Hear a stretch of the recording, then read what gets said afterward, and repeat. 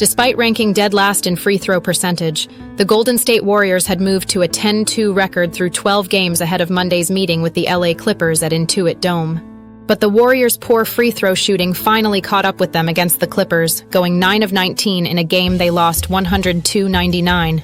In contrast, the Clippers went 16 of 18 from the line, making 7 more despite 1 less attempt. The Warriors have hit an NBA 5-year low with their free throw shooting. Golden State have now dropped below 70% from the charity stripe this season, with Monday's game widening the gap between themselves and the 29th-ranked Milwaukee Bucks to nearly 2%. The Warriors are nearly 13% worse from the line than the top-ranked Sacramento Kings, while the reigning champion Boston Celtics are second. Golden State aren't just the worst free throw shooting team in the league, though. Their 69.7% is worse than any team currently in the last 5 years. You'd have to go back to the 2019-20 season where the New York Knicks shot 69.4% at the line. A lot has happened since then. That was the season the Warriors were ravaged by injury and finished with a league-worst 15-50 record. They've won another championship since and have a pair of eliminations in the play-in tournament.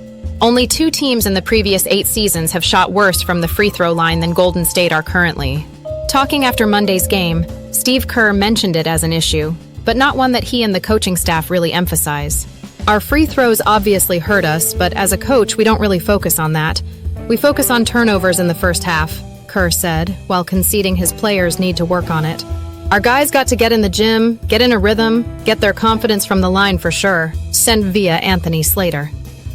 So can the Warriors actually turn around their free throw shooting woes? The answer is yes, but perhaps not as quickly as fans would like.